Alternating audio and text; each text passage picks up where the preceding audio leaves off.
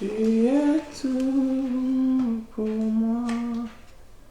Alléluia. Sans toi, je n'ai que vivre. Tu es tout pour moi. Alléluia. Garde-moi près de toi. Shalom, shalom, shalom. Tout pour moi. Alléluia. Sans toi, je n'ai pas vivre. Tu es tout pour moi. Garde-moi près de toi. Alléluia. Tu es tout pour moi. Oh, gloire à Jésus. Gloire à Jésus. Que le nom de l'Éternel soit loué. Que le nom de l'Éternel soit béni pour la grâce, pour l'opportunité qu'il nous accorde d'être encore là ce soir. Nous bénissons son saint nom. Il est fidèle. Alléluia. Il nous accorde encore la grâce d'être là, de pouvoir partager sa parole. Selon les thèmes qu'il avait déposés dans mon cœur, que nous avons écrit « Femme, évangélise ta famille ». Nous l'avons intitulé « Femme, évangélise ta famille ». Gloire à Jésus-Christ, nous allons prier, recommander ces temps entre les mains du Seigneur. Père éternel, nous te disons merci, nous te rendons grâce, les rois des gloires. Nous t'élevons, les souverains pasteurs, les rochers de nos âmes. Nous te dédions ces moments comme tu l'as voulu, que nous puissions partager ces thèmes avec tes enfants. Saint-Esprit, saisis-toi de ma bouche, que je ne sois qu'un simple instrument. Dispose le cœur de tes enfants pour recevoir édification de ta part. Nous scellons ces moments par ton sang et nous proclamons la victoire de la croix au nom de Jésus. Amen. Alléluia, shalom, shalom. Voilà, nous rendons grâce à Dieu pour ces programmes, pour ces instants où nous voulons partager la parole de Dieu. C'est vrai qu'au courant de la semaine, depuis le lundi, le Seigneur avait déposé dans mon cœur le fardeau de partager à propos de ce thème. Pendant qu'on était en train de prier, le Seigneur a commencé à me parler sur ça, sur les femmes que nous devons évangéliser nos familles.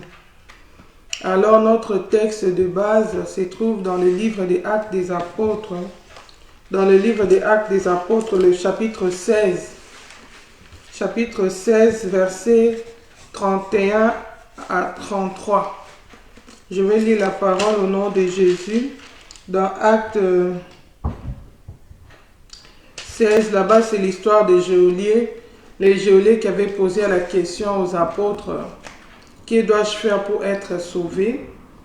Et la Bible dit, je lis au verset 31, Paul et Silas répondirent, crois au Seigneur Jésus et tu seras sauvé, toi et ta famille. Aujourd'hui, nous voulons parler du salut de la famille. Et le Seigneur aujourd'hui nous demande d'évangéliser nos familles. Le Seigneur nous demande d'évangéliser nos familles. La volonté de Dieu est que nous soyons sauvés avec nos familles. Aujourd'hui, nous remarquons beaucoup de gens, ils se retrouvent dans la famille. Peut-être c'est la seule personne qui prie, d'autres personnes ne prient pas. Mais est-ce la volonté de Dieu que dans cette famille-là, que tu sois la seule personne qui prie? C'est de ça que nous allons parler aujourd'hui. Shalom, Sarah, Jacob. C'est de ça que nous allons parler aujourd'hui. L'évangélisation de nos familles. Ici, le geôlier qui a reçu Jésus pendant la nuit, c'est lui qui était chargé de garder Paul et Silas en prison. Pourquoi on les avait jetés en prison? Parce que pendant qu'ils étaient en mission, ils avaient délivré une fille qui était animée par un esprit de python, qui faisait la divination, qui donnait des prophéties, mais qui ne venaient pas de Dieu. Alors elle était possédée par un esprit de python. Et chaque fois que les apôtres passaient, la fille criait derrière eux, disant, ce sont des serviteurs de Dieu vivants. Et elle les avait tellement accablés, elle criait tout le temps. Et les apôtres en avaient marre. Et Paul a ordonné à l'esprit de sortir de cette fille-là. Or que la vie de cette fille-là, ces esprits-là qui animaient la fille, étaient un sujet de commerce pour ses maîtres.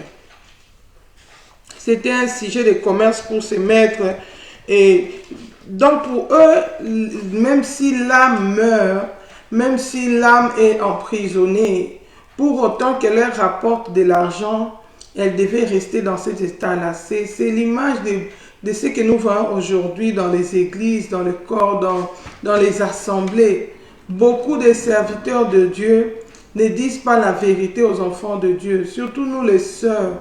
Beaucoup de sœurs sont emprisonnées par les esprits des eaux. Ils sont victimes des maris, des femmes de nuit. Pourquoi? À cause des propriétés de Jézabel, à cause des accessoires sataniques qu'ils ont dans leur corps, à cause de la séduction, de l'impudicité par l'habillement. Mais les hommes, les soi-disant pasteurs, bergers qui les encadrent, se contentent de leurs offrandes et de leurs dîmes, du revenu que ces brebis procurent. Il y en a même qui savent que cette fille-là, elle fait la prostitution, elle sort avec un homme marié, mais pour lui, le pasteur, son problème, c'est que tu lui amènes son argent, que tu amènes l'argent dans l'église, quel que soit le moyen par lequel tu trouves cet argent, même si tu es dans la prison de Satan, même si la vie que tu mènes, tu cours le risque d'aller en enfer, ça ne l'importe pas. La Bible dit que ces gens-là, ils ont pour Dieu leur ventre. Ils ont pour Dieu leur ventre. Même si toi, tu vas finir en enfer, ce n'est pas ton problème. Ils ne te disent pas la vérité. Et malheureusement, c'est la majorité actuellement. C'est la majorité des églises. Ceux qui disent la vérité aux brebis du Seigneur, ceux qui préparent réellement le peuple de Dieu à l'enlèvement sont peu. Et ils sont souvent sujets à beaucoup d'humiliations, beaucoup de combats, beaucoup de persécutions. Les vrais serviteurs de Dieu, les vrais missionnaires qui préparent les enfants de Dieu à la rencontre de l'époux. Ici, c'était le cas. Paul et Silas, c'était une minorité. Mais ces gens-là qui avaient le pouvoir, qui avaient tout ça, ils vivaient dans la divination, ils gagnaient l'argent, mais l'argent sale. Or, la Bible dit, maudit soit celui qui amasse pour sa maison des biens iniques. Au prix des âmes, tu sacrifies les âmes pour lesquelles Jésus est allé à la croix, pour ton ventre. Alléluia. Mais Paul, la Bible dit qu'il était tellement fatigué, il a chassé cet esprit. Et les maîtres de la fille qui profitaient de la situation, hey, ils étaient en colère, ils ont jeté Paul et Silas en prison. Et là, pendant qu'ils chantaient le louange du Seigneur, malgré qu'on les avait tapés, on les avait des blessures, mais ils continuaient à adorer le Seigneur. Ce n'était pas une humiliation pour eux, c'était un sujet de gloire pour eux d'être persécutés pour le Seigneur. Et la Bible dit que pendant la nuit, le Seigneur a intervenu, il y a eu un tremblement de terre. Et quand le tremblement de terre a eu lieu, la Bible dit que tout à coup, il se fit un grand tremblement de terre en sorte que les fondements de la prison furent ébranlés. Au même instant, toutes les portes s'ouvrirent et les liens de tous les prisonniers furent rompus. Le geôlier, celui qui était chargé de garder les prisonniers, il a eu peur. Il a dit, oh, c'est fini pour moi. Ces gens se sont échappés. Moi, on va me fusiller. Et comme il était émotionnel, il a voulu directement se donner la mort avant même de constater. C'est alors que Paul a crié, pour lui dire, ne te tue pas. Mais Paul cria d'une voix forte, ne te fais pas de mal, nous sommes tous ici. Regarde quelqu'un qui a les soucis d'une âme. Il ne tolère même pas que cette âme-là se fasse du mal. Bien aimé, si c'était toi et moi, nous allions dire, ah, il en a eu pour son compte.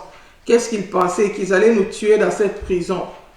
Tu allais te venger. Tu allais peut-être dire, ah, c'est son problème, il avait s'aimé. S'il se tue, c'est son problème.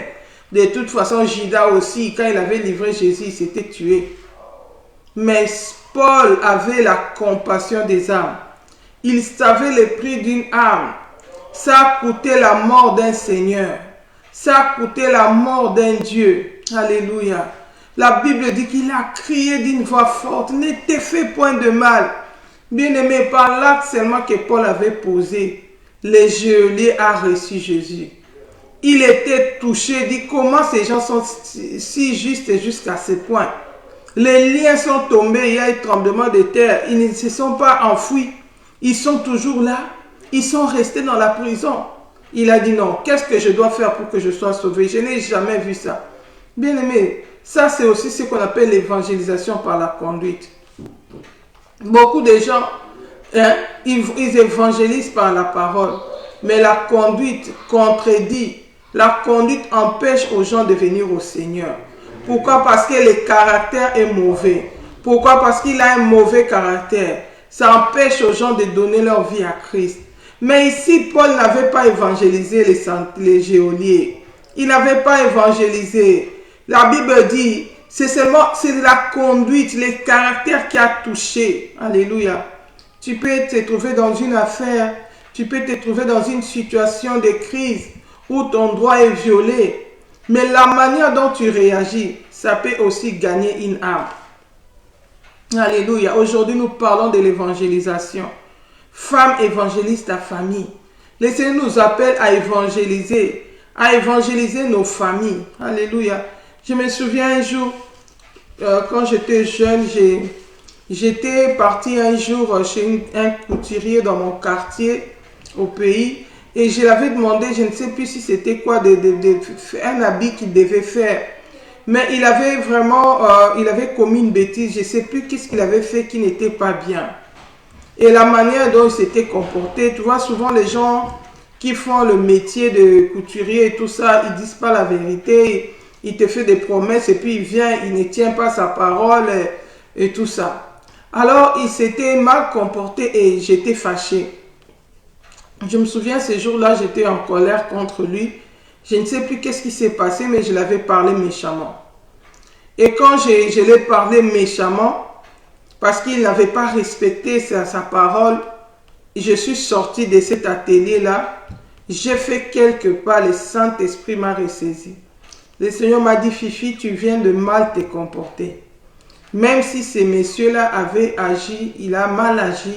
Toi, en tant que mon témoin, toi, en tant que mon enfant, tu ne pouvais pas réagir comme ça. Retourne, va t'excuser. C'était tellement clair, tellement...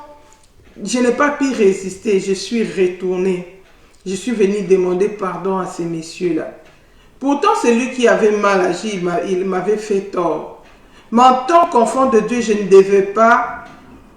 Le Seigneur n'avait pas apprécié la manière dont j'avais réagi.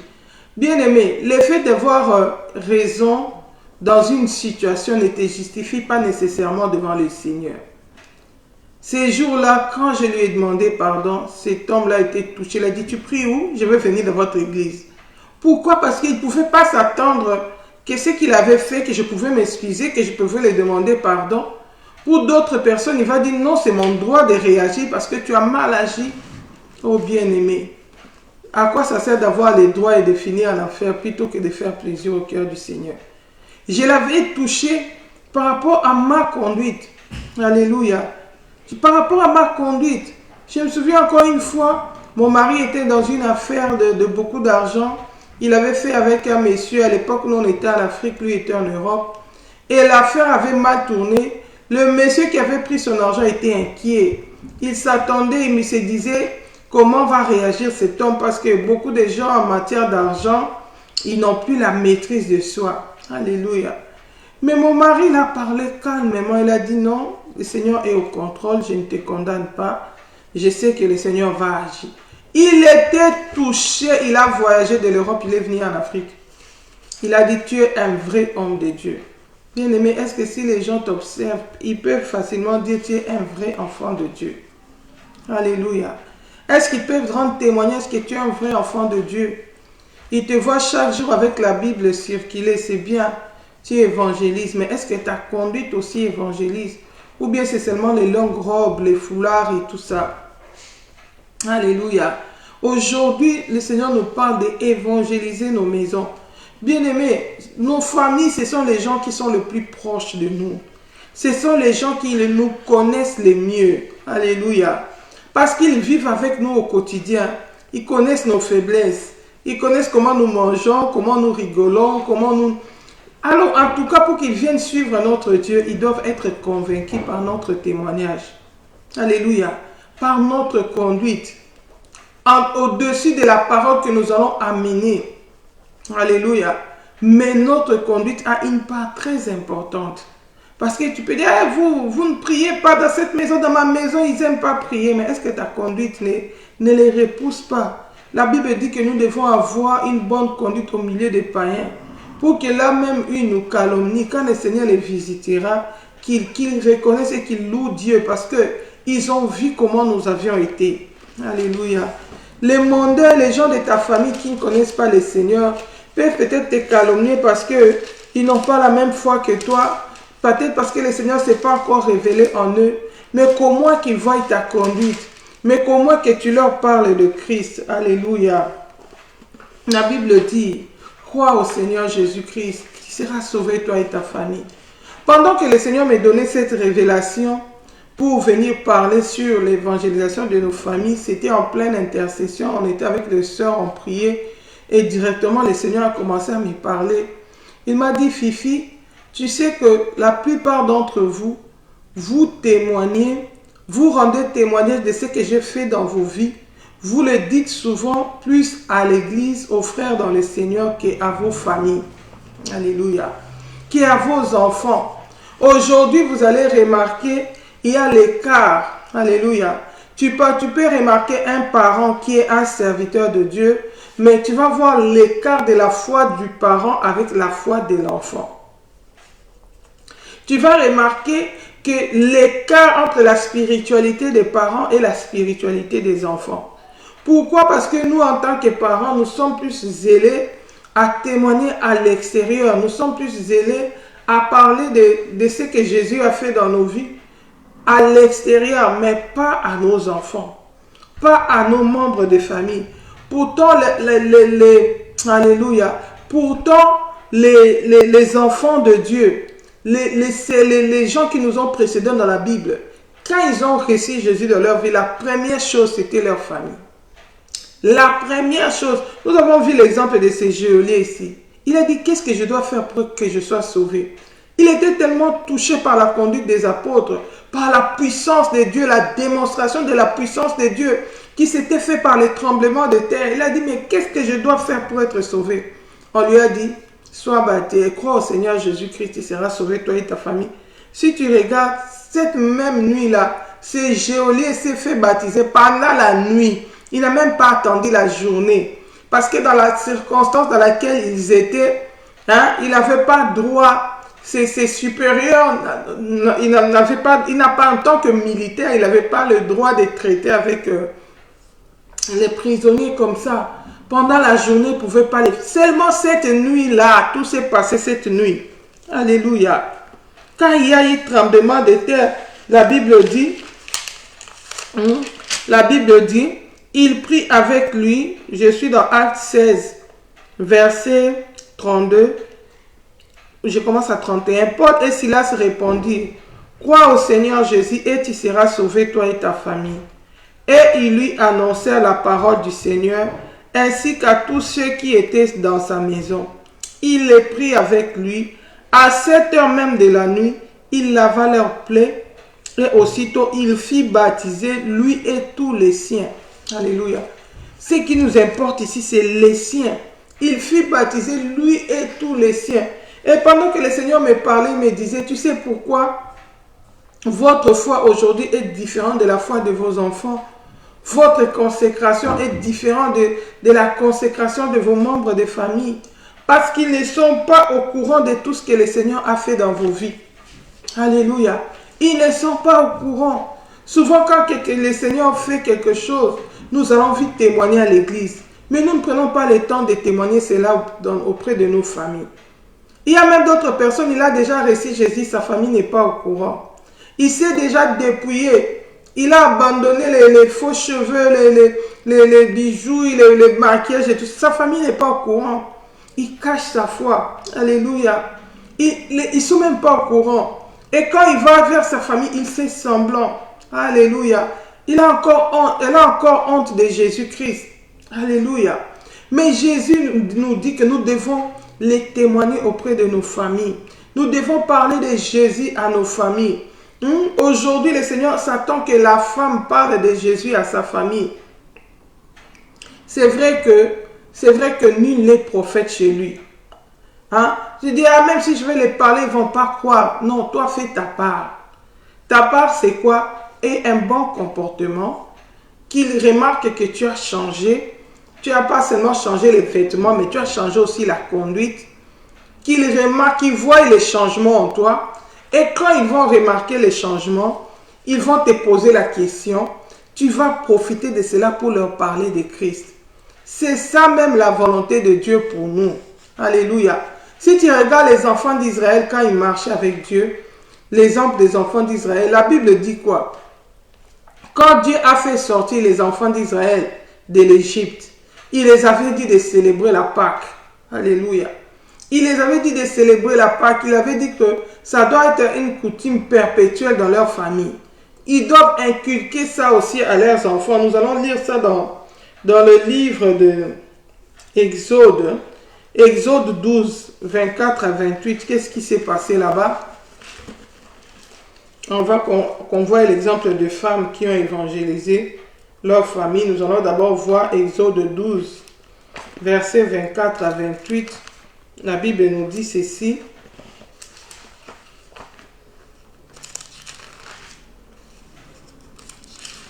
Exode 12, versets 24 à 28. Je lis au nom de Jésus. Vous observerez cela comme une loi pour vous et pour vos enfants à perpétuité.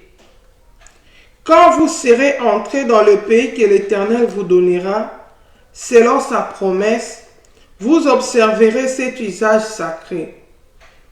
Et lorsque vos enfants vous diront « Que signifie cet usage ?» vous répondrez « C'est le sacrifice de Pâques en l'honneur de l'Éternel, qui a passé par-dessus les maisons des enfants d'Israël en Égypte, lorsqu'il frappa l'Égypte et qu'il sauva nos maisons. Le peuple s'inclina et se prosterna. Et les enfants d'Israël s'en allèrent et firent ce que l'Éternel avait ordonné à Moïse et à Aaron. Ils firent ainsi. Le Seigneur leur dit, quand vous allez commencer à faire la Pâque, il faut raconter à vos enfants. Quand vos enfants vont remarquer votre conduite, ici on a dit quoi? D'abord la conduite doit être bien. Tu dois changer ta conduite, tu dois être né de nouveau. Ton comportement aussi doit être né de nouveau. Ton caractère aussi doit changer. Et quand les gens vont remarquer ton changement, parle-leur de Christ. Qu'est-ce qui a changé ta conduite? Qu'est-ce qui a changé tes motivations? Qu'est-ce qui a fait que ces choses qui étaient pour toi de gain, tu commences à les regarder aujourd'hui comme une perte? Parle-leur de Christ. La Bible dit ici, le Seigneur avait dit, quand vos enfants vont vous poser la question, que signifie cet usage? Vous répondrez, c'est le sacrifice de Pâques, en l'honneur de l'Éternel qui a passé par-dessus les maisons. Les enfants d'Israël avaient un témoignage de la puissance de Dieu, de ce que Dieu avait fait pour eux, comment il les avait délivrés de l'Égypte. Alléluia. Mais le Seigneur voulait qu'ils puissent inculquer ça aussi à leurs enfants, pour que leurs enfants puissent connaître le Dieu de leur Père, pour qu'ils puissent aussi, ça doit susciter la foi dans les enfants. Pourquoi? Parce qu'ils ont compris. C'est pourquoi les enfants d'Israël avaient l'habitude de prier le Dieu d'Abraham, d'Isaac et de Jacob. Pourquoi? Parce qu'ils avaient une histoire. Ils avaient entendu l'histoire de leur père Abraham, qui avait fait alliance avec Dieu, ce que Dieu avait fait dans sa vie, comment Dieu avait promis à Abraham la terre promise. Ils savaient que s'ils avaient hérité Canaan, c'était par accomplissement de la promesse que Dieu avait fait à leur père Abraham. Ils savaient que le Dieu d'Abraham était un Dieu fidèle, le Dieu d'Isaac était un Dieu fidèle. C'est pourquoi même Jacob, dans sa route, il a invoqué le Dieu de son père Isaac. Bien-aimé, est-ce que tes enfants connaissent ton Dieu? Maman, est-ce que tes enfants connaissent ton Dieu? Est-ce que tes enfants connaissent tout ce que le Seigneur a opéré dans ta vie? Pourquoi tu pries? Pourquoi tu fais confiance en Dieu? Toi, tu le sais, mais est-ce que tes enfants les savent? Il y a même des gens même qui ont fait des expériences avec le Seigneur extraordinaires, mais qui n'ont jamais raconté ça à leur famille. Et je me souviens un jour, j'ai parlé avec mes petits frères. Il y a eu beaucoup d'événements qui se sont passés dans notre vie. Pendant que moi, j'avais connu le Seigneur, pendant que ma maman, qui est déjà décédée, était encore en vie, elle était chrétienne, moi j'étais chrétienne. On s'entretenait, on menait certains combats spirituels, on partageait certaines expériences. Mais mes petits frères à l'époque, ils étaient petits, ils ne connaissaient pas encore le Seigneur et puis ils n'avaient pas encore la maturité, ils étaient petits. Il y a d'autres choses qu'ils ne pouvaient pas supporter. Mais quand ils ont commencé à grandir, j'ai commencé à leur dire certaines choses. Des fois, ils étaient étonnés. Ça là, vous êtes passé par ça là. Mais pourquoi tous ces temps, vous ne nous avez pas dit? Mais il fallait nous dire, bien-aimés. Quand le Seigneur me disait ça, il me dit, regarde, la nature doit vous enseigner. Maintenant, je vis en Belgique. Avant de venir en Belgique, je vivais en Hollande. C'est là que j'ai enfanté tous mes enfants. Je suis par la grâce de Dieu mère de 5 enfants. Et pendant que j'amenais mes enfants à l'école, à la maternelle, il y avait aussi les blanches qui amenaient leurs enfants à la maternelle. Mais qu'est-ce que j'avais remarqué? Les blanches avaient l'habitude de beaucoup parler à leurs enfants. Ils avaient la culture de s'adresser aux enfants. Elle s'adresse à l'enfant même quand elle est enceinte. Elle parle à son bébé. Déjà, on nous apprend à la science là que les enfants qui sont dans le ventre de leur mère écoutent, je ne sais comment. Mais ils comprennent, elle parle déjà à l'enfant pendant qu'elle est dans le ventre. Quand l'enfant naît, il ne sait même pas encore parler, elle lui parle. Comme pendant qu'on ramenait les enfants à l'école dans le balade, nous on était silencieux, pensifs, tu traînes l'enfant là-bas, tu penses déjà, je vais faire ceci, on arrive à la maison, je dois préparer. Tu es dans tes pensées. Alléluia. Surtout si c'est une personne comme moi qui aime bien se taire, moi j'aime bien me taire. Il y a d'autres personnes qui aiment parler, moi j'aime pas parler. Moi j'apprécie quand je me tais. J'aime bien rester silencieuse dans la présence de Dieu. Ça me fait... Parce que quand je suis silencieuse, en fait, en grandissant, j'ai grandi seule dans la présence de Dieu. Et j'ai tellement aimé ça toute ma vie que je préfère rester silencieuse. Quand je suis silencieuse, c'est quand j'écoute plus le Seigneur. Quand je suis silencieuse, c'est quand je réfléchis beaucoup aussi. Quoique des fois aussi, il faut parler. C'est pourquoi Jésus nous a amenés aussi à parler pour son compte. Alléluia. Et cette habitude-là de rester silencieuse, je l'avais amenée même dans mes enfants. Alléluia. Le Seigneur a commencé à me dire, regarde Fifi, toi tu maîtrises telle langue, mais tes enfants ne connaissent pas cette langue-là. Pourquoi? Parce que tu ne parles, même à l'école, des fois on me disait, mais pourquoi ta langue maternelle, tes enfants ne connaissent pas ça? Il faut parler, ça doit être une base pour eux, malgré qu'ils apprennent le néerlandais, ils parlent le néerlandais parce qu'en Hollande on parlait néerlandais, en Belgique ici ils parlent le néerlandais, ils commencent à peine à apprendre le français, pendant que moi je parle couramment le français, c'est ma langue maternelle, je parle le lingala. Mes enfants ont du mal, pourquoi? Parce que même parler avec les enfants, le Seigneur m'a dit, tu vois que il y a une cassure dans la communication, de la connaissance. Tu n'as pas transmis tout ce que tu as à tes enfants. Alléluia. Pourquoi? Parce qu'on est timide envers nos enfants. On ne parle pas beaucoup. Alléluia. Mais c'est plus à l'église, c'est plus aux enfants de Dieu, on donne des témoignages. Le Seigneur m'a posé la question, il dit, est-ce que tout ce que j'ai fait dans ta vie, est-ce que tes enfants sont au courant de tout ce que moi j'ai réalisé dans ta vie? S'ils étaient au courant de ça, ils allaient connaître ton Dieu. Leur manière de connaître Dieu, d'appréhender Dieu, allait être plus profond que ce que c'est maintenant. Alléluia. J'ai déjà commencé à parler à mes enfants, parce qu'il y a un jour où le Seigneur nous avait dit, vous devez parler de votre histoire à vos enfants. Ils doivent connaître. Ils connaissent l'histoire d'Abraham, d'Isaac. Ils connaissent les histoires de la Bible. Est-ce qu'ils connaissent votre histoire avec Jésus? Comment je vous ai appelé, toi et ton mari? dans ma mission. Vos enfants doivent connaître qu'ils sont une famille particulière, une famille mise à part, que Jésus a choisi pour la mission. Et c'est à ce moment-là qu'on a commencé à parler avec les enfants. Mais jusqu'à aujourd'hui, on n'est pas encore arrivé. On n'a pas tout dit. Qu'est-ce que le Seigneur n'a pas fait dans nos vies? Qui a fortifié notre foi? Qui nous a motivés? Qui nous a donné la maturité spirituelle? Et le Seigneur veut que nous puissions communiquer ça à nos familles. Souvent, nous avons l'habitude de condamner nos familles. Ah, les incrédules, ils n'aiment pas prier. Moi, dans ma famille, j'ai pris seulement moi-même. Est-ce que tu évangélises ta famille? Est-ce que tu parles à ta famille de ce que le Seigneur a accompli dans ta vie? La Bible dit ici, les enfants d'Israël devaient les inculquer à leurs enfants. Nous allons regarder l'exemple d'une femme, puisque nous parlons dans le cadre de la femme, femme évangélise ta famille. Nous allons prendre l'exemple de deux femmes. La première femme, nous allons prendre l'exemple de Rahab, la prostituée. L'histoire de Rahab, la prostituée, c'est dans le livre de Josué. Rahab qui était une femme prostituée, alléluia, mais qui au travers d'elle, toute sa famille a été sauvée. L'histoire de Rahab se trouve dans le livre de Josué. Toi, peut-être, tu dis aux autres, vous ne priez pas, mais toi tu pries, tu as rencontré Jésus depuis combien d'années? Et combien de gens sont déjà venus au Seigneur dans ta famille au travers de toi? Tu as déjà parlé de Jésus à qui? Alléluia. Est-ce que tu as déjà témoigné Christ pour tout ce qu'il a fait dans ta vie? Alléluia. Alléluia.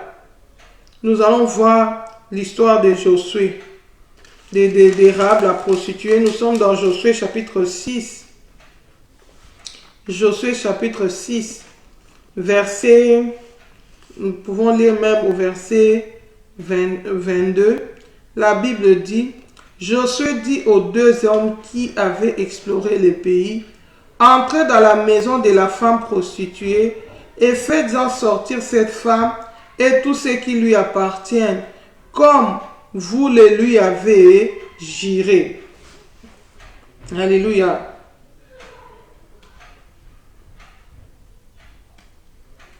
Dans Josué 2, on va d'abord commencer par Josué 2, 14, là où ils avaient fait la promesse à Rahab, la prostituée, puis on va descendre là-bas. Josué 2, 14, la Bible dit ceci.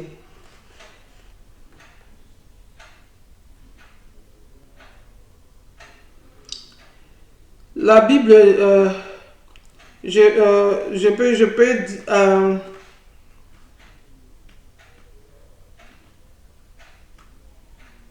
on peut même commencer dans le verset, c'est un peu beaucoup, mais bon, ça va aller. C'est Josué chapitre 2. C'est Josué chapitre 2. Mais nous allons lire à partir du verset 2. On dit au roi de Jéricho, voici des hommes d'entre les enfants d'Israël sont arrivés ici cette nuit pour explorer le pays. Le roi de Jéricho envoya dire à Rahab, fais sortir les hommes qui sont venus chez toi, qui sont entrés dans ta maison, car c'est pour explorer tous les pays qui sont venus.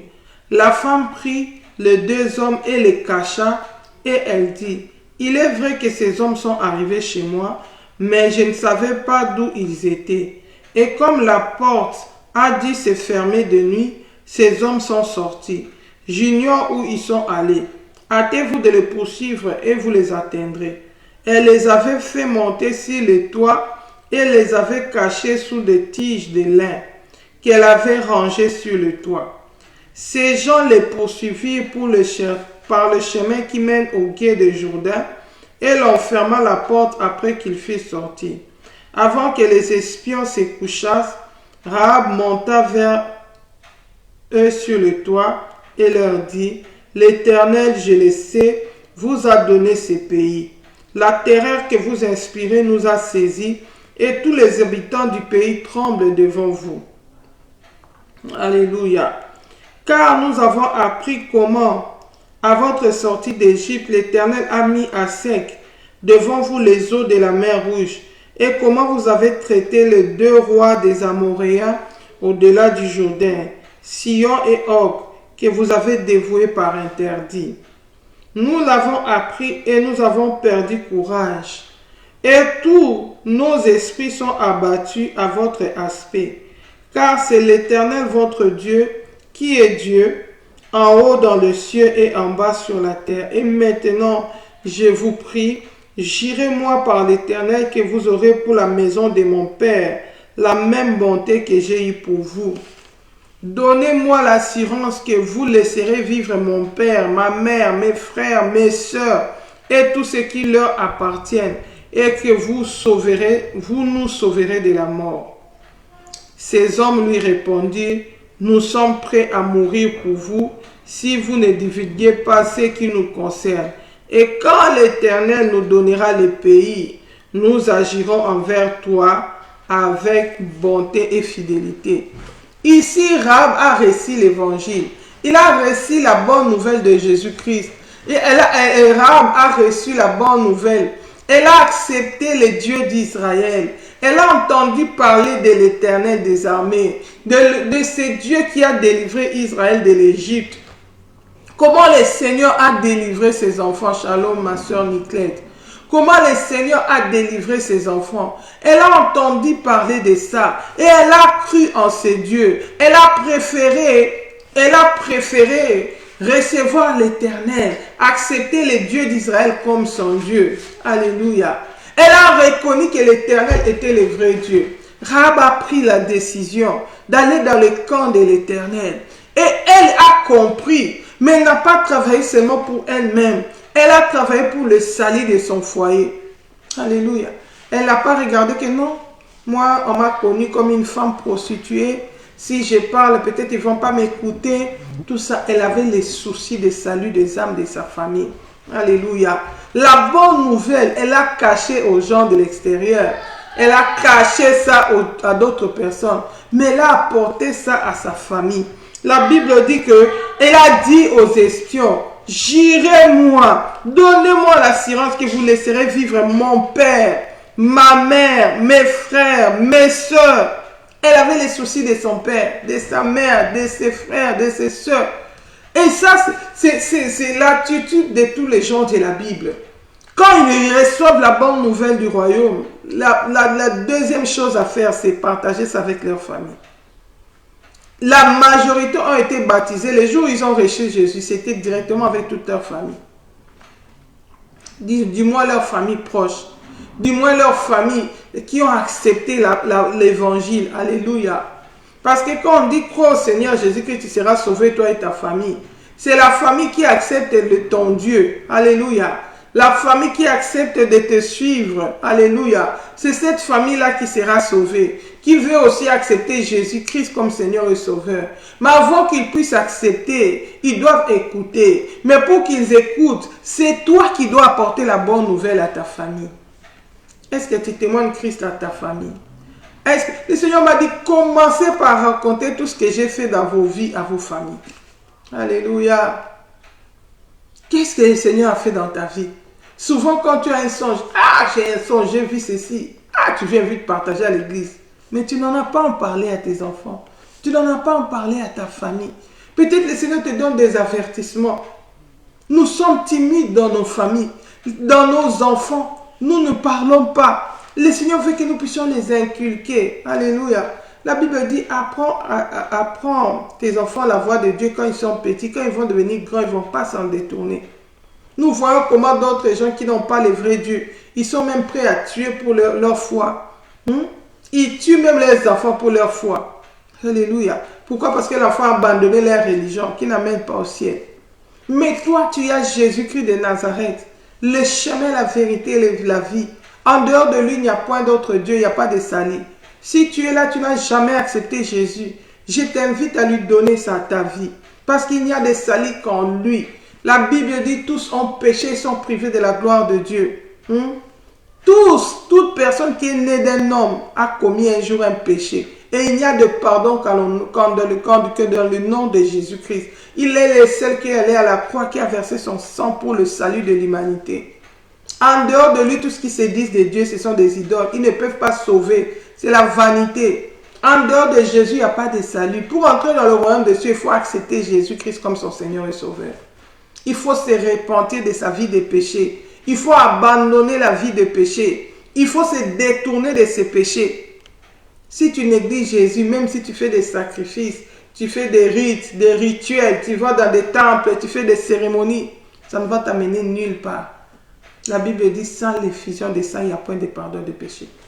Pour avoir le pardon de péché, nous devons passer au travers de la croix, au travers du sacrifice de Jésus-Christ, qui s'est donné lui-même. Tous ceux qui se disent de Dieu, ils attendent qu'on vienne leur donner, qu'on vienne leur sacrifier. Mais Jésus s'est sacrifié lui-même pour nous. Il nous a ouvert la porte de la grâce, afin que quiconque croit en lui ne périsse point, mais qu'il ait la vie éternelle. Alléluia. Je t'invite à recevoir Jésus si tu ne l'as jamais reçu. Il est le seul qui peut changer ton histoire. Il a changé la vie de Rahab, la prostituée. Elle qui était prostituée, elle qui avait une mauvaise réputation, mais elle a accepté Jésus. Elle a décidé de venir dans les camps de l'Éternel. Elle a donné sa vie à Dieu. Elle a accepté de recevoir les options, de les garder. Le Seigneur s'est souvenu d'elle. Et au travers de Rahab, toute sa famille a été sauvée. Si elle, qui avait un mauvais témoignage, qui a changé de camp, qui est allée dans les camps de l'Éternel, et le salut est entré au travers d'elle, le Seigneur peut faire de même, toi femme qui pleure. Alléluia. Souvent nous pleurons, nous nous plaignons de nos enfants. Ah, les enfants ne veulent pas prier. Mais est-ce que tu as déjà parlé à tes enfants tout ce que le Seigneur a fait dans ta vie? La Bible dit, la foi vient de ce qu'on entend. Ce qu'on entend vient de la parole de Dieu. Le Seigneur a fait combien de miracles dans ta vie? Le Seigneur a fait combien de témoignages dans ta vie? Est-ce que tu as déjà parlé de ça à tes enfants? Est-ce que tu as déjà parlé de ça à ta famille?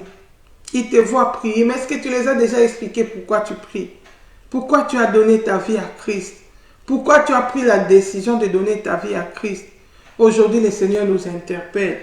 Alléluia. Femme, évangéliste ta famille. Ne sois pas timide, les temps sont mauvais. Jésus-Christ est à la porte. C'est bien beau d'aller évangéliser. Il y a dehors, la Bible, il y a même des femmes qui traînent les enfants qui vont avec eux évangéliser. Oui, ils le font parce que les parents les habituent. C'est comme des jeux, ils sont habitués. Mais qu'ils comprennent. Est-ce que tu prends le temps de leur parler pour qu'ils comprennent pourquoi tu évangélises? Pourquoi tu aimes tant c'est Jésus? Pourquoi tu as pris la décision de suivre Jésus? Qu'est-ce qu'il a fait dans ta vie? Qu'est-ce qu'il a réalisé dans ta vie?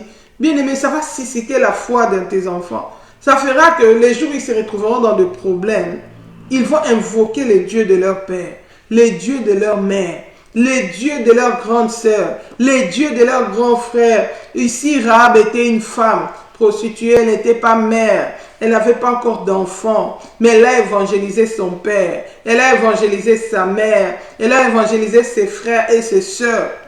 Il les a dit, venez dans ma maison. Alléluia. J'ai fait alliance avec ce Dieu. Alléluia. La Bible dit que les sacrificateurs ont dit à Rahab, la Bible dit, elle les fit descendre avec une corde par la fenêtre, car la maison qu'elle habitait était sur la muraille de la ville. Et elle leur dit, allez du côté de la montagne, de peur que ceux qui vous poursuivent ne vous rencontrent. Cachez-vous là pendant 3 jours, jusqu'à ce qu'ils soient de retour. Après cela, vous suivrez votre chemin. Ces hommes lui dirent, voici de quelle manière nous serons quittes du serment que tu nous as fait. Tu nous as fait faire. À notre entrée dans le pays, attache ces cordons, des fils de cramoisie à la fenêtre par laquelle tu nous fais descendre, et recueille auprès de toi dans la maison ton père, ta mère, tes frères et toute la famille de ton père. Alléluia. Au travers de Rahab, le salut est entré dans toute sa famille. Ils ont été les seuls survivants de Jéricho. Parce que le Seigneur avait demandé aux enfants d'Israël de livrer Jéricho par interdit. Après qu'ils aient pris Jéricho, ils avaient consumé toute la ville par le feu. Ils devaient tuer tout le monde. Ils devaient consumer toute la ville. Mais Rahab a été sauvé avec sa famille. Ils étaient les seuls à être sauvés. Pourquoi? À cause d'une femme qui a travaillé pour le salut de sa famille. Elle n'a pas gardé la bonne nouvelle pour elle-même. Ils ont fait alliance et les a fait descendre par une corde. Et les espions ont demandé à Rahab de mettre un fil de cramoisi. Cramoisi qui a la couleur du sang, la couleur rouge, qui est l'image du sang, que dans cette maison le sang a déjà coulé. Ça ne peut plus encore couler. Comme les enfants d'Israël.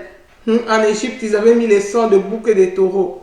Mais pour que Rahab soit sauvée, ils ont mis les fils de cramoisi. Tout ça, c'est l'image du sang versé, l'image du sang de l'agneau. La Bible dit c'est par la foi que Rahab a reçu les espions. Hébreux 11:31 nous dit ça. C'est par la foi. Elle avait cru en Dieu. Elle a eu foi et elle n'a pas gardé sa foi pour elle-même.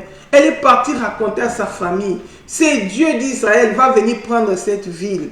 Mais pour que vous soyez sauvés, vous devez, va venir détruire cette ville. Pour que vous soyez sauvés, vous devez accepter mon autre Dieu. Vous devez accepter mon Dieu. Vous devez venir habiter dans ma maison. Alléluia. Est-ce que toi tu parles de Jésus à ta famille? Le Seigneur va détruire le monde. La Bible dit que le monde va passer avec sa convoitise. On va lier cette terre comme une natte, on va les jeter dans le feu. Jésus-Christ est en train de revenir pour enlever son église. Toi qui te prépares chaque jour, mais est-ce que tu prépares ta famille? Est-ce que tu leur parles de Christ pour qu'ils puissent prendre conscience, qu'ils puissent accepter aussi Jésus comme Seigneur et Sauveur, qu'ils viennent habiter à l'abri du Très-Haut, qu'ils viennent faire de l'Éternel leur haute retraite, qu'ils viennent aussi demeurer dans la même maison que toi. Parce que nous sommes la maison de Dieu. Nous sommes l'habitation de Dieu en esprit. La Bible dit, heureux celui qui demeure sous l'ombre du Très-Haut, qui fait du Très-Haut sa haute retraite, qui demeure à l'abri du Tout-Puissant. Alléluia. Qui puisse abandonner le monde, qui puisse venir dans ton camp, pour qu'il puisse hériter le ciel. Est-ce que tu le fais? Maman, ne soyons pas timides envers nos familles. Parlons à nos enfants. Si tu t'étais, le monde est en train de parler. Pendant que toi tu ne parles pas, les gens de l'extérieur parlent. Les médias parlent, les antivaleurs parlent, les agents de l'ennemi parlent, à l'école on parle, les camarades, l'internet parle. Et beaucoup des enfants sont détruits.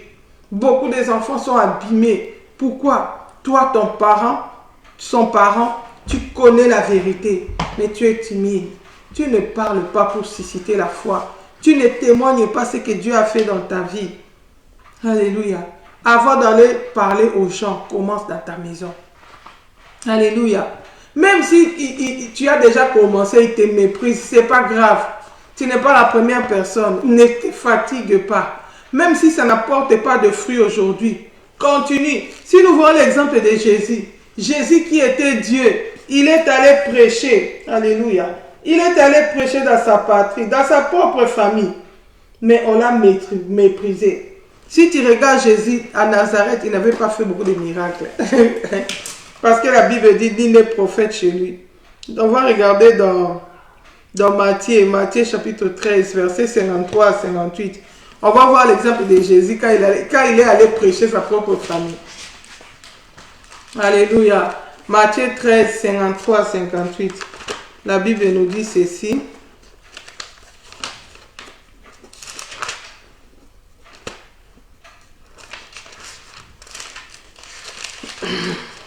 La Bible dit ceci.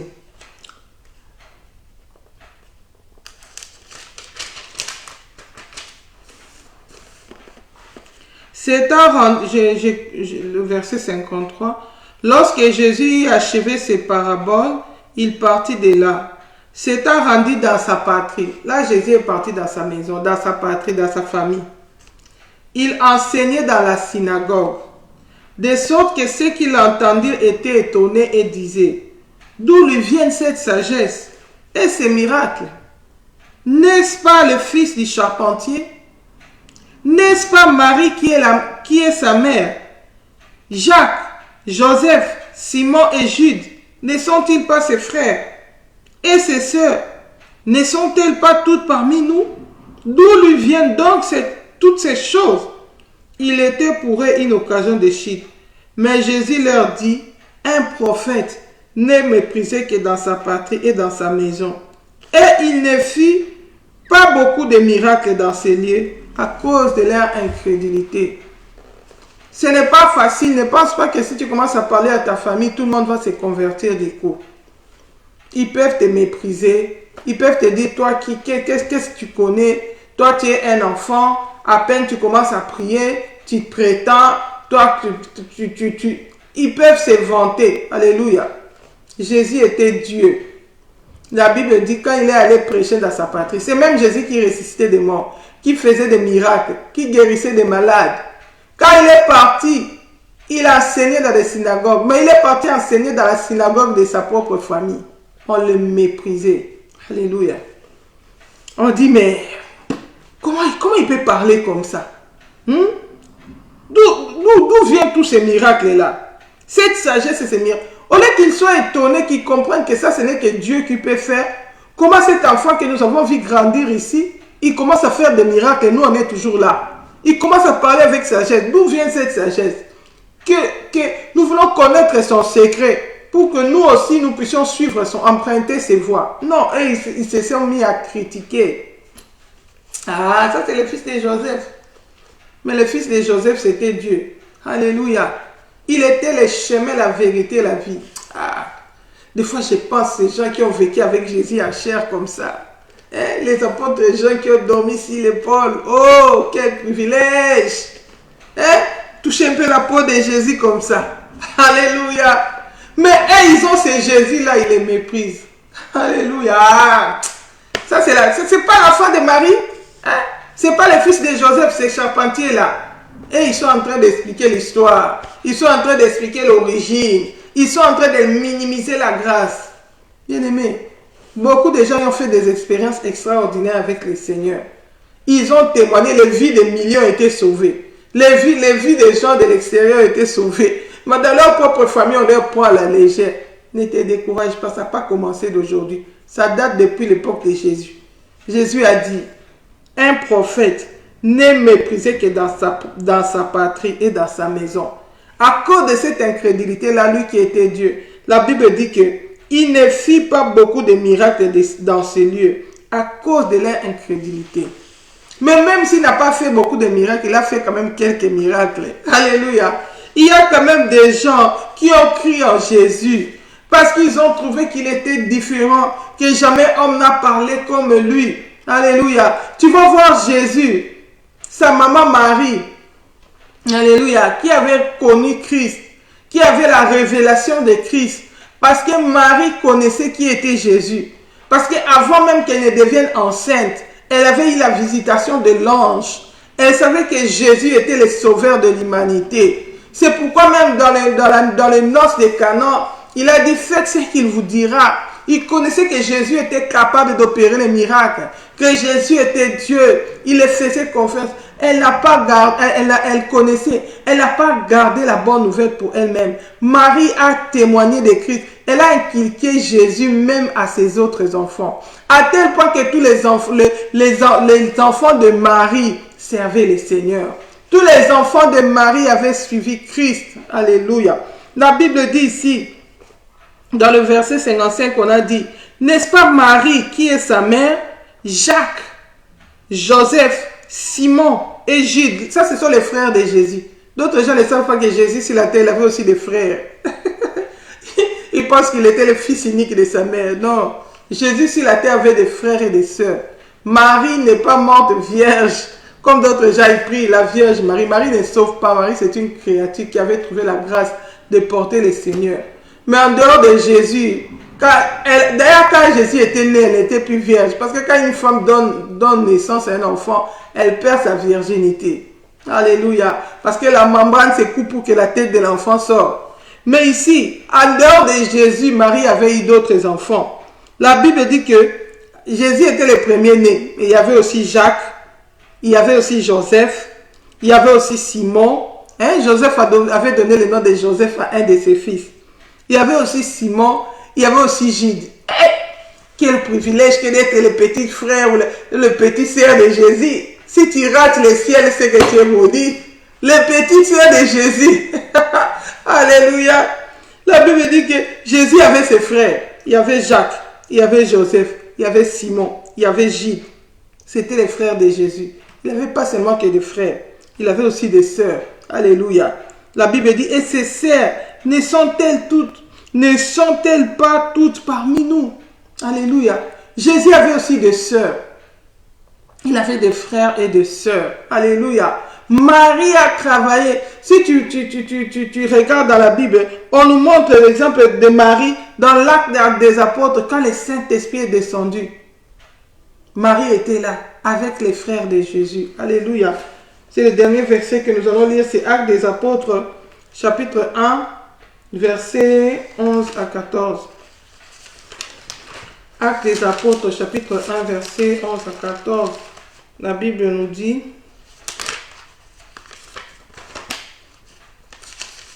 Cette Bible est grande. J'ai un peu du mal. Séparer les faits. Acte 11, 14. Acte chapitre 1, verset 14. La Bible dit, je peux lire même à 12, la Bible dit, alors il retournait à Jérusalem de la montagne appelée des Oliviers, qui est près de Jérusalem, à la distance d'un chemin de sabbat. Quand ils furent arrivés, ils montèrent dans la chambre haute, où ils se tenaient d'ordinaire. C'étaient Pierre, Jean, Jacques, André, Philippe, Thomas, Barthélemy, Matthieu, Jacques, fils d'Alphée, Simon les Zélotes et Jude, fils de Jacques.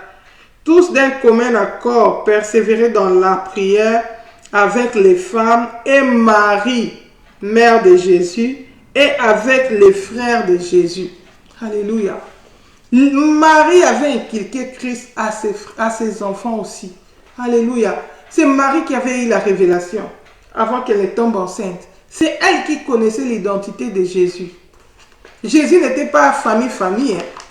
La Bible dit même quand elle est partie prêcher à l'âge de 12 ans, sa maman est venue, mais pourquoi tu nous as rendu inquiets comme ça? Nous, on était inquiets, on t'a cherché et dit, mes parents, mes frères. Elle dit, ne savez-vous pas que je dois faire l'œuvre de mon Dieu? Une fois, elle a dit, mes parents, c'est qui ma mère, c'est qui mes frères? C'est ceux qui font la volonté de mon Père. Alléluia. Et prioriser la relation dans le Seigneur plus que la relation dans la chair. Parce que la chair, elle est passagère. Nous sommes en mission dans la vie de nos membres de famille, mais chacun rendra compte devant le Seigneur. Alléluia. La Bible nous montre ici, Marie avait travaillé, elle avait inculqué Christ à ses enfants. Alléluia. Elle connaissait Jésus, son fils, qui était Dieu. Elle le suivait partout. Alléluia. Même quand les jours où on avait crucifié Jésus, Marie était là, elle regardait. Ça accomplit la prophétie qu'elle avait entendue. On l'avait déjà annoncé que une épée te percera le cœur. Pourquoi? Parce qu'on va crucifier ton enfant. Tu vas voir. Les jours qu'on a crucifié Jésus, Marie était là. Elle regardait. Jésus a regardé Marie. Il a dit à Jean, mère, fils, voici ta mère. Mère, voici ton fils. Alléluia. C'était une manière de lui dire que la mission est en train de s'achever. Je suis en train de retourner. Je te lève, Jean, comme fils. C'est eux tes fils. Alléluia. Alléluia. Marie a inculqué Christ à ses enfants. Elle a communiqué la bonne nouvelle de Jésus. Elle a parlé de Jésus à sa famille. Les frères et les sœurs de Jésus, alléluia, ont compris que leurs frères étaient les seigneurs de l'humanité. Ils étaient tous sauvés. Et les jours de la Pentecôte, quand ils sont allés dans la chambre haute, Marie était là avec ses enfants. On n'a même pas parlé de Joseph. On a parlé de Marie, femme évangéliste de la famille. Femme évangéliste de la famille. Témoigne Christ à ta famille. Aujourd'hui, le Seigneur nous demande de témoigner Christ à nos familles. De parler à nos enfants toutes les merveilles que le Seigneur a accomplies dans nos vies. De la même manière que Israël devait témoigner Christ pour tout ce qu'il avait fait. Alléluia. Pour tout ce qu'il avait fait pour eux en Égypte à leurs enfants. Témoignons Christ à nos enfants. Si nous voulons que nos enfants puissent aimer le Seigneur, comment ils vont aimer un Dieu dont ils n'ont pas entendu? Un Dieu qu'ils n'ont pas connu. Ils les connaîtront quand tu vas commencer à témoigner. Quand tu vas commencer à parler de ta famille, de ce que Jésus a fait dans ta vie, ça va susciter l'amour de Jésus en eux. Ça va susciter la foi, l'envie de connaître Christ, de découvrir ce Dieu. C'est comme ça qu'ils vont se donner à Christ et tu seras sauvé. toi et ta famille. Voilà, nous allons nous arrêter là pour aujourd'hui. Que le Seigneur nous aide, qu'il nous donne les ailes d'évangéliser, de témoigner Christ à nos familles, de parler de Jésus à nos familles, de continuer à évangéliser. Jésus avait parlé de sa famille, à sa famille, mais il ne s'était pas seulement arrêté à sa famille. Il évangélisait aussi à l'extérieur. Nous devons continuer à évangéliser parce que la Bible dit avant que Jésus ne revienne, la bonne nouvelle du royaume doit être annoncée dans toutes les nations. Nous sommes en train d'accomplir l'ordre divin, la mission qui est de gagner de faire de toutes les nations les disciples de Christ. Mais n'oublions pas nos familles. N'oublions pas nos familles. N'oublions pas de commencer à Jérusalem. Que le Seigneur bénisse sa parole. Que cette parole soit scellée par le sang et qu'elle produise des fruits dignes de la repentance. Si Jésus-Christ ne revient pas, on se retrouve encore prochainement dans nos différents programmes. Shalom, shalom, bye bye.